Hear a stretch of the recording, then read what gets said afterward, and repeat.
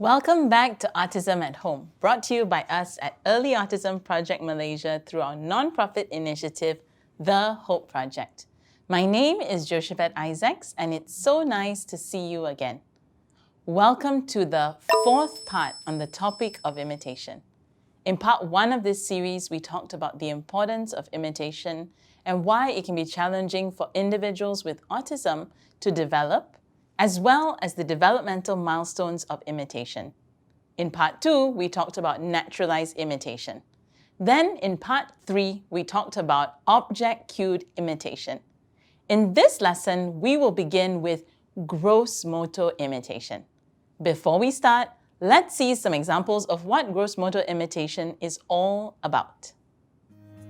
Yeah, there you go. Oh, nice one. Here, back to you. Good job! Well done! Here! Ta-da! Good job! Head, shoulders, knees and toes, knees and toes. Head, shoulders, knees and toes, knees and toes. And eyes and ears and mouth and nose. Head, shoulders, knees and toes, knees and toes. Woohoo! Gross motor skills involves the movement of the entire body, as well as the movement of the bigger muscles. Now, what does that mean? Well, when we do daily actions like standing or walking, running, sitting, using a fork and spoon, or even swimming, we're basically practicing or exercising our gross motor skills.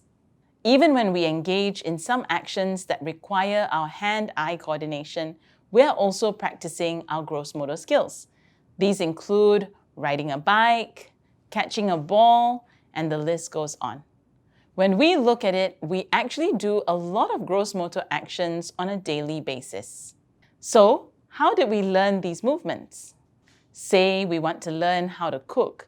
Some of us watch cooking videos and copy the way the expert does it.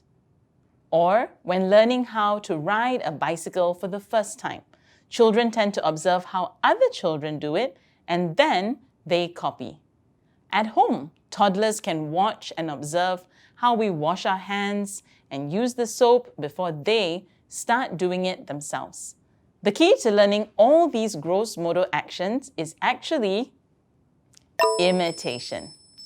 Referring back to the list of daily and functional movements mentioned earlier, actually, what would we do if we didn't know how to imitate? Let's think about it. With imitation of the gross motor movements, we're able to do so many things and even learn specific skills, such as learning taekwondo or ballet, soccer, drawing, painting, and the list just goes on and on and on. Imitation also helps build play skills, such as building blocks, Legos, charades, as well as independence such as brushing teeth, taking showers, and eating. Going back to the previous lesson, before a child can develop imitation, in this case gross motor imitation, it is critical for a child to have engagement and motivation, cooperation at the table and away from the table, some attention, as well as some imitation. There are so many different gross motor actions we can teach our children to copy. Some of the examples of the very basic actions we could teach include waving, clapping, shaking one's head to indicate no, nodding, and raising one's hand. For the purpose of this lesson, we will use the clapping hands action as an example, but the same teaching method applies for all other actions. First, show a video model of a person imitating another person clapping hands. Then say, "Do this," while clapping your hands. We recommend demonstrating this action at your child's eye level. When your child is able to do this, praise them or give them a quick interactive reinforcement like tickles or spaghetti arms, and repeat the step 2 to 3 more times to get more practice. And of course, always, always, always reward your child for a job well done. Take a look at this practice. Ready? Let's do this. Nice. Do this. Good. One last time. Do this. Well done. You did really well. There. You can have train. Train This goes choo-choo. That's how to teach gross motor imitation at the table.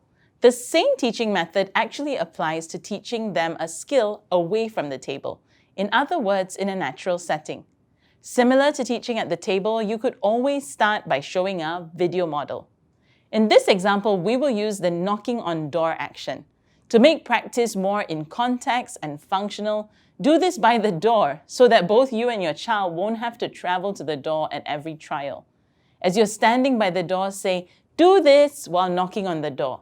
Again, demonstrating this action at your child's eye level is beneficial instead of having them look up at you and try to imitate your action. When your child is able to do this, praise them or give them a quick interactive reinforcement like tickles or spaghetti arms and repeat the step a few more times to get enough practice.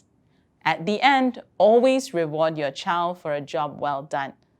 Do remember also to praise them with describing the action, so you actually label the movement. Hopefully, this will help them learn the instruction and expand their language. Let's watch this practice. Do this. That's right. Well done. Here you go. Teaching imitation can be fun for both you and your child if they feel successful. Remember to always ensure that your child has engagement, motivation, cooperation, and compliance. Of course, attention is also key in learning any skill. When teaching gross motor imitation, you may experience moments when your child may even try to walk away from the table, lay their head on the table, or even just look away from you. These are cues that they may require some boosting in their attention first before they can even look at you and copy your actions. Some strategies to boost a child's attention is to first use very strong reinforcement. On top of that, you can even try positioning yourself in a way that will block their path in case they do try to just walk away. Consider attempting the trials whilst your child is sitting at the table. Once we see some consistent success, try doing the trials away from the table. Additionally, when your child has shown consistent success in one action after another, then you may be able to introduce a new skill to teach. As a general guideline again, perhaps when you've observed about 9 out of 10 trials that are successful, you may want to introduce the next skill. Some of the physical movements we commonly teach our children at EAP include jumping, knocking on doors, dancing, crawling, and touching toes. It is also important to practice learned skills in different settings, which typically includes a different location, working with different people, and possibly with even different materials if needed. This is to ensure that your child is able to generalize the skills and maintain them. These gross motor imitation skills should generalize naturally in action-based songs, such as "If You're Happy and You Know It," or "Head, Shoulders, Knees and Toes." Pop quiz. Which of these is an example of a bigger gross motor movement? Blowing, clapping hands, stacking Lego pieces, or doing the thumbs up sign? If you said B, then you're spot on. Gross motor or physical movement refers to the movement of the bigger muscles in the body. Blowing, stacking Lego pieces, and doing the thumbs up sign do not fall in this category. Amy tries to practice gross motor action of stomping feet with her daughter Colleen.